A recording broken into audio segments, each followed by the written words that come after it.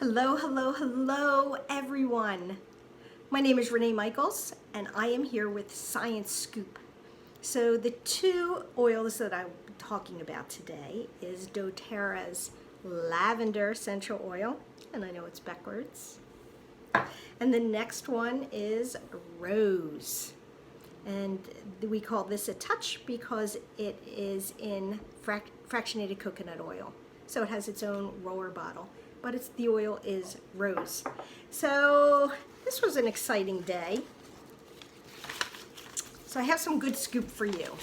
There's so many things, there's so many chemical properties, chemical constituents of these beautiful oils that it's hard to bring this all to you without being, it's super long, maybe a little bit boring for some people. So I tried to pick out what may interest you.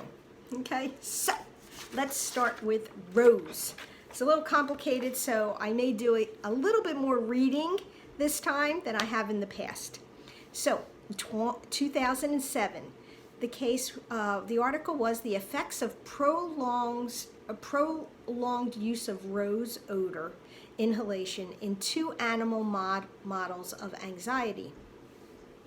So, exactly what it says is exactly what the conclusion is. So I'm just going to come to the conclusion that there were positive soothing effects on emotion and feelings of well-being. It caused decrease in their breathing, in people's breathing rate, decrease in blood pressure, especially the systolic, the top number. It had decrease anticonvulsant activity, lowered the pulse rate, and increased blood oxygen saturation. The next one in 2012 was the effects of clinical aromatherapy for anxiety and depression in high-risk postpartum women. And the abstract was aromatherapy using rose and lavender to improve anxiety and depression in high-risk pregnancy population.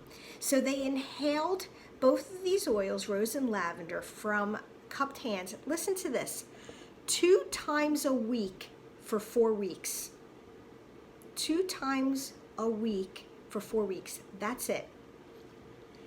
And they tested them at the 2-week period and the 4-week period. And the result is midpoint and endpoint had the same significant improvement.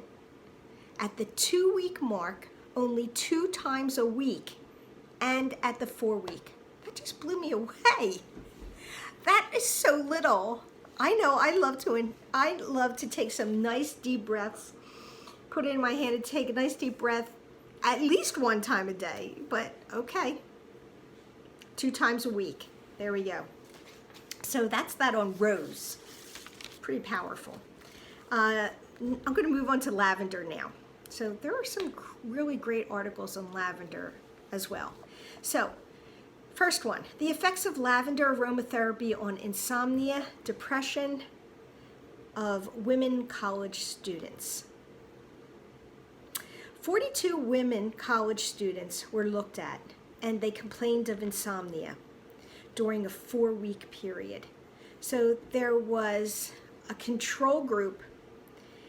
The first week was, the first week was a control week. There was nothing. The second week, they used 60% lavender for the week. Then there was a washout week, nothing. Then the 4th week was 100% lavender essential oil. And then they talked with them about their sleeping patterns, their sleep disturbances, severity of insomnia, self-satisfaction, and the severity of depression. And their conclusion was that both the 60% lavender and the 100% lavender had significant improvement in insomnia and depression. Significant. So, you know, sometimes people feel as though if they put it in a roller bottle and there's fractionated coconut oil in the roller bottle, that it's diluted. It's not diluted. There's still that pure, 100% pure oil in the bottle. And it actually helps with the volatility. When you take the lid off of off of the top of a bottle, you really smell it, right? So those molecules are released into the air and floating off. When it's put into a carrier oil, in here it's fractionated coconut oil, it holds all of that volatility, and the volatility is used as well. So it's all good. So this article looked at 60% and 100%. Okay, our next article is in 2014, lavender essential oil inhalation suppresses allergic airway inflammation, mucus cells, hyperplasia in a murine model of asthma. So they were looking at lavender as anti-inflammatory on bronchial asthma. And their conclusion was it inhibits allergic inflammation and decreases mucus cells, and that it may be useful as an alternative medicine for bronchial asthma. That's what their conclusion was. Next, 2012, lavender essential oil in the treatment of migraines, migraine headaches. There was a placebo-controlled clinical trial. So this was really cool. So the abstract was 47 patients who said that they had a definite diagnosis of migraines. And they were divided into cases and controls. The cases inhaled the lavender for 15 minutes, and the controlled group inhaled liquid paraffin for 15 minutes. And then they recorded the headache severity and the symptoms in 30-minute intervals for 2 hours. So from the 129 people who had headaches, 92% who received the lavender, 92 people, and they were the lavender group, had partial or full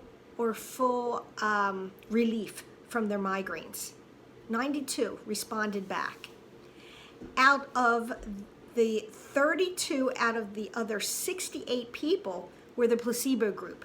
So there were 68 people. Out of the 68 who were the controls, only 32 responded back, saying that they didn't have any results. So the percentage of responders was definitely higher in the lavender group than it was the placebo group. They didn't even get back to you. Okay, and what they showed is that lavender is effective and safe in the acute treatment of migraine headaches. My last one was in 2016, and it was wound healing potential. This is going to sound super complicated, but I'm going to break it down for you. Wound healing potential of lavender by acceleration of granulation and wound contraction through induction of the TGF-beta in a rat module. So what we're talking about is wound healing using lavender. And our abstract is that lavender does promote wound healing. They were citing that they already knew that, but what they really wanted to look at were the molecules, the mechanism at which it performed the wound healing. So they had a circular wound, and they had a controlled solution, and they had a lavender oil solution, and they applied it to the wound alternating days for 14 days. And their conclusion was that the application of lavender oil promotes collagen synthesis and fibroblasts to promote wound healing faster in the early phase of healing than if they did not put lavender oil on that wound. So it does show the possibility to complement conventional therapies. I thought that was super cool. So the goal is to heal our wounds as fast as possible, of course, to prevent infection. And by using lavender essential oil, it proved that that does happen. So that is really, really cool. And I'm so blessed all week to bring all of this information to you through Science Scoop, looking up some information for you and breaking it down in a way to help you understand and show that It is science, not stories, that gives us this knowledge that we can move forward in pure and potent essential oils. And that's why I love doTERRA so much, because of the purity and potency, because it really matters where it's sourced, how it's sourced, and the research that's done, the testing that's done, to know that it is 100% pure. So thank you guys. Welcome to Science Scoop with Renee, and I will talk to you again. Have a great day. Bye-bye.